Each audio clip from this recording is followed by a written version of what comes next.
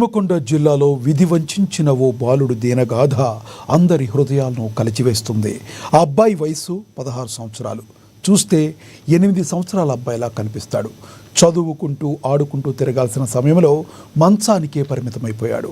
8 ఏళ్ల క్రితం అందరిలాగా సాధారణ పిల్లల్లాగా ఆడుకుంటూ చదువుకుంటూ తిరుగుతున్న అబ్బాయి జీవితం ఒక్కసారిగా మారిపోయి మంచానికే పరిమితమైపోయింది.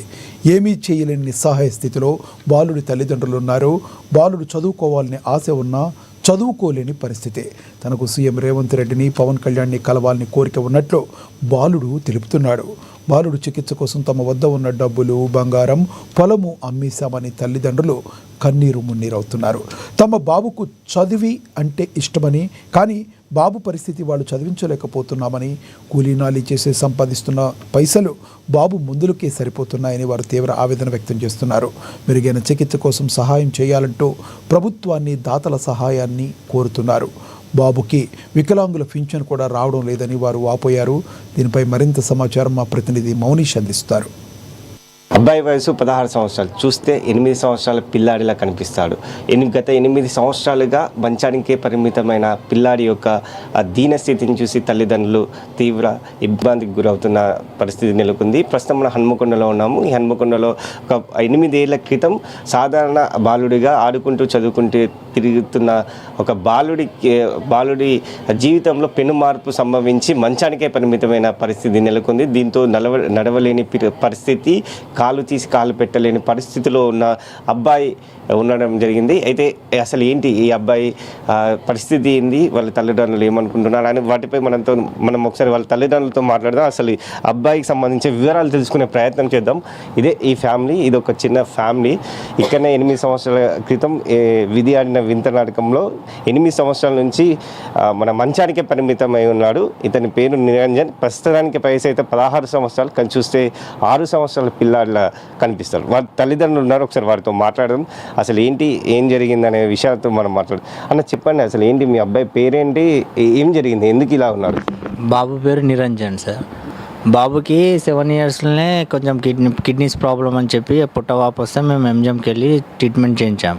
ట్రీట్మెంట్ 6 మంత్స్ దాకా చేయించాక ఇక్కడ కాదు హైదరాబాద్కి వెళ్ళండి అని చెప్పారు. హైదరాబాద్కి వెళ్ళాక గాంధీలో చూపెట్టాం. గాంధీలో కూడా చూపెట్టాక ఏమైందంటే ఏది ఫంక్షనింగ్ ఆగిపోయింది బాబుకి. 1 సైడ్ కిడ్నీ స్మాల్ ఉన్నది, 1 సైడ్ పెద్ద ఉంది అని చెప్పాక మరి ఎట్లా అని చెప్తే ట్రీట్మెంట్ చేద్దామని ఒక 2 మంత్స్ దాకా ఉంచిన తర్వాత స్టంట్ వేయాలని చెప్పారు మాకు. స్టంట్ వేసాక ఏమైంది అంటే స్టంట్ వేసాక ఏమైందంటే ఓకే అయిపోయాక మళ్ళీ రైట్ సైడ్ది ప్రాబ్లం వచ్చింది. సరే ఇట్లా ఎందుకు అవుతుందని చెప్పి డాక్టర్ని అడిగితే ట్యాబ్లెట్స్ వల్ల క్యూర్ అవుతుంది అని చెప్పిండ్రు. వచ్చాము మేము ఇంటికి 5 మంత్స్ తర్వాత మళ్ళీ ఇంటికి వచ్చి ఇంట్లోనే ఉన్నాము. ఇంట్లో ఉన్నాక ఏమైంది అంటే బాబు ఇక మెల్లమెల్లగా కాలు అనేది బంద్ అయిపోయింది, నడుచుడు బంద్ అయిపోయి ఏంది ఇట్లా అవుతుందని చెప్పి మళ్ళీ మేము హాస్పిటల్కి వెళ్ళాక గాంధీలో కనుక్కుంటే గాంధీలో 6 మంత్స్ డాక్టర్సే అంట. 6 మంత్స్ తర్వాత మళ్ళీ డాక్టర్లు చేంజ్ చేస్తారట. మేము ఇట్లా అయింది ఎట్లా అంటే మరి ఏ డాక్టర్ చేశారంటే ఇట్లా చేస్తారంటే వాళ్ళు 6 మంత్స్ డాక్టర్లే మళ్ళీ అని చెప్తే మరి ఒకసారి మీ రిపోర్ట్స్ తీసుకురండి తీసుకొచ్చాం. వాళ్ళ కూడా కాలేదు. యశోద, గాంధీ, హైదరాబాద్లో ఉన్న హాస్పిటల్ అన్నీ తిరిగాం. మెల్లమెల్లగా 2 ఇయర్స్ నుంచి బాబు మొత్తానికే బెడ్కి అయిపోయాడు. బాబు నడుచుడు బంద్ అయిపోయింది. Full talent. ఇంత టాలెంట్ పర్సన్ మేము ఇక మా బాధ మేము పడుతున్నాం సార్. మేము తిరిగాను హాస్పిటల్ లేదు, ప్రతి ఒక్క హాస్పిటల్ తిరిగాం, ప్రతి ఒక్క అన్నిటికీ పోయాం మేము. అంటే ఇప్పుడు 16 సంవత్సరాలు, 8 సంవత్సరాల క్రితం ఏ విధంగా ఉండేది మీ అబ్బాయి? అంటే స్కూల్కి వెళ్ళేదా, అప్పుడు నార్మల్గా ఉండేదా, ఎట్లా ఉండేది? నార్మల్గా ఉండేది, స్కూల్కి వెళ్ళేది. స్కూల్కి కూడా అప్పుడు మేము ఎత్తుకొని వెళ్ళేది. ఆపరేషన్ అయింది అప్పటికే. ఇక్కడ ఆపరేషన్ అయిపోయింది ఈ బాబుది. ఇక ఇది అంతా ఆపరేషన్ అయింది. 24 కుట్లు పడ్డాయి బాబుకి.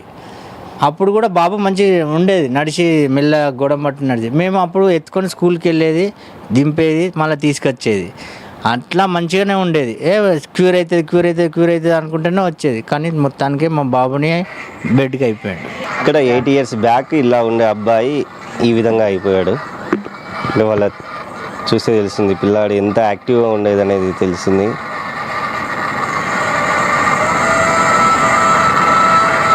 అంటే ఇప్పుడు దినచర్యలు ఏ విధంగా ఉండే, అసలు ఫుడ్ ఏదైనా ట్రీట్మెంట్ సంబంధించి ఏ విధంగా తీస్తున్న ట్రీట్మెంట్ అనేది? ఫుడ్ అంటే ఇవాళ ఇంత తిన్నాడు అంటే మళ్ళీ 3 to 4 days దాకా తినడు. మోషన్ ఫ్రీ లేదు, 1 వీక్ ఒకసారి మోషన్. ఇక యూరిన్ అంటావా, యూరిన్ మార్నింగ్ వెళ్తే మళ్ళీ రేపు మార్నింగ్ వెళ్తాడు. మరి ఆయన కడుపులో ఏమవుతుందో ఏమో తెలియదు అది. ఆ యూరిన్ ప్రాబ్లము ప్లస్ ఇంకోటి ఇవాళ ఇంత అన్నం తిన్నాడు అంటే అది కూడా ఆయనకి ఇష్టమైన ఫుడ్ కర్రీ పెడితేనే ఇంత అన్నం తింటాడు. తిన్నాడంటే మళ్ళీ 4 days 3 days దాకా తినడు. ఇదే ప్రాబ్లం. బాబుని తీసుకెళ్ళాలన్నా మేమే ఎత్తుకొని తీసుకెళ్ళాలి, ఏది బాత్రూమ్ తీసుకెళ్ళాలన్నా ఎటు తీసుకెళ్ళాలన్నా ఎత్తుకొని తీసుకెళ్ళాల్సిందే. నార్మల్ కొంచెం అన్న తిరిగి లేచే అవకాశం లేదా? అస్సలు అవకాశమే లేదు. అసలు బెడ్ మించెలు కూడా కూర్చునే అవకాశం కూడా ఉండదు. మేము పట్టుకొని కూర్చోబెడితేనే కూర్చుంటాడు, తనంతా తను కూర్చోలేడు అసలుకే. ఇట్లా నేను ఇట్లా చేసి మెల్లగా ఇలా లేపితే ఇలా కూర్చుంటాడు మెల్లగా, అంతే బాబు. ఇదే అంతే. మళ్ళీ పండబెట్టాలన్నా మళ్ళీ మేము ఇట్లా హ్యాండ్ వేసి పండబెట్టాలి. ఈ హ్యాండ్స్ కూడా ఇంత లేవోయి, ఇంత చిన్నగానే. ఇక అంతా ఇక బాడీ ఇట్లా ప్రెస్ చేస్తే ఇరిగిపోతుంది బోన్. అంటే ఎందుకు అంత వీక్ ఉంటే? అది ఇక క్రియాటిన్ అన్నారు, ఇక అన్ని దానిలో డిఎం ఏంటి డిసిజన్ ఏంటి అంటే ఇప్పుడు ఇలా ముట్టుకుంటే చాలా ఇబ్బందినా? ఇలా ముట్టుకుంటే పెయిన్ అంటాడా? ఇట్లా ముట్టుకుంటే పెయిన్ అంటాడు. జాగ్రత్తగా తీసుకెళ్ళాలి. ఒక గాజుని ఎట్లా పట్టుకెళ్తాలో అట్లా పట్టుకెళ్ళాలి. కింద పడితే పలిగిపోతుంది కదా, బాబు కూడా అలానే ఎంత నీట్ పట్టుకెళ్తామో అంతే అట్లా పట్టుకెళ్ళాలి. కొంచెం కూడా ఇట్లా కదిలియద్దు, ఇంట్లో కదిలియద్దు. ఇలా లేపామా ఇలానే పట్టుకుపోవాలి, ఇలానే తీసుకురావాలి. మీరు చెప్పండి అమ్మా, 8 సంవత్సరాలుగా అబ్బాయి పరిస్థితి చూసి అంటే ఎలా ఇబ్బంది పడుతున్నారు మీరు? అంటే రోజు ఏ విధంగా చూసుకుంటున్నారు? అంటే బాబు కొంచెం మొండితనం ఎక్కువ. మెయిన్ వాడిని ఏంటంటే మొండితనంతోనే వాడిని మంచిగా ముందుకు నడిపిస్తాను. ఎందుకంటే వాడు ఎప్పుడు మేము సపోర్ట్గా వాడుకుంటామో వాడు మాకుంటాడు. క్రియాటిన్ లెవెల్స్, అందులో యూరిన్లో క్లోరిక్ యాసిడ్ రిలీజ్ అవ్వడం వల్ల బోన్స్ మీద ఎఫెక్ట్ పడింది. మళ్ళీ పారాథైరాయిడ్ అనేది వచ్చింది. దానివల్ల ఏ ఫుడ్ తిన్నా మంచిని తీసుకొని చెడుని వదిలేస్తుంది, అది బాడీకి పడుతుంది. దానివల్ల బాబుకు మొత్తం ప్రాబ్లం అవుతుంది. డయాలసిస్ చేయాలి అన్నారు, కానీ మేము చేయించట్లేదు. ఎందుకంటే చేయించి మా చేతులారా మేము ఇంకా ప్రాబ్లాన్ని తీసుకొచ్చుకోవాలని అనుకోవట్లేదు. 15 kgs ఉన్నాడు, 16 years బాబు. ఇయర్లీ 1 kg కూడా లేడు. అట్లా అది పరిస్థితి బాబుది. మంచి డాన్సర్ ఉంటుండే. ఎవరు చూసుకుంటారు అసలు? అంటే డైలీ ఎవరు చూసుకుంటారు? మీరు ఏమన్నా వర్క్ చేస్తారా? ఇద్దరు ఎవరన్నా చూసుకుంటారా ఇంట్లో ఉండి? ఈయన నార్మల్గా కూలి పనికి వెళ్తాడు, నేను వర్క్కి వెళ్తాను. నేను కంప్లీట్గా డైలీ వెళ్ళడమే, సండే మాత్రమే ఉంటా. ఈవినింగ్ 4కి రాగానే నేను చూసుకుంటా. ఈయన లేని టైంలో మా అమ్మ వాళ్ళకి వచ్చి చూసుకుంటారు. అంతే ఇక పరిస్థితి మాది. చేసుకుంటా కానీ బ్రతకలేని పరిస్థితి కదా. మేము ఉండేది కూడా రెంటే, మాకు ఓన్ హౌస్ కూడా ఎక్కడ ఏమీ లేదు. ఇప్పటి వరకు ఎంత ఖర్చు అయింది బాబుకి? అంటే ఈ పరిస్థితిలో ఉన్నాడు, ఇంకెంత ఖర్చు అవకాశం ఉంది? ఏ విధంగా ట్రీట్మెంట్ జరిగితే క్యూర్ అయ్యే అవకాశాలు ఏమైనా ఉన్నాయా? ఖర్చు అంటే మేము ఇంత ఖర్చు అయిందని మేము చెప్పాం. ఎందుకంటే మా దగ్గర ఉన్న అన్నీ తీసేసినాం. ఇంత ఖర్చు అంత ఖర్చు అని. ఇప్పుడు బాబుకి ఏమైనా ప్రాబ్లం అయితే పోతాం హైదరాబాద్కి వెళ్తే ఎంత లేని అట్లీస్ట్ 5,000 to 10,000 దాకా ఈజీగా కంపల్సరీ. ఇక అట్లా మేము 7 years నుంచి బాధపడుతున్నామంటే ఇక మీరే ఎంత పడుతుందో మీరే చేయండి. ఇప్పుడు మేము హైదరాబాద్కి వెళ్ళాలి అంటే హైదరాబాద్కి వెళ్తే ఎంత లేనా ఈజీగా 10,000 to 15,000 ఈజీగా అవుతుంది ఫర్ డే. అంటే ఇవాళ వెళ్ళి మళ్ళీ ఈవినింగ్ ఇంటికి వచ్చేసరికి హాస్పిటల్ ఖర్చు, అంటే ట్రావెల్ ఛార్జ్ కాదు, ఓన్లీ హాస్పిటల్ ఛార్జ్. బాబుకి వెళ్ళినప్పుడల్లా యూరిన్లో పైప్ కంపల్సరీ వేస్తారు. వెళ్ళినప్పుడల్లా యూరిన్లో పైప్ వేస్తారు. అంతే అలా బాబు చాలా నరకం అనుభవిస్తుండు. మేము చెప్పలేని స్థితిలో ఉన్నాము.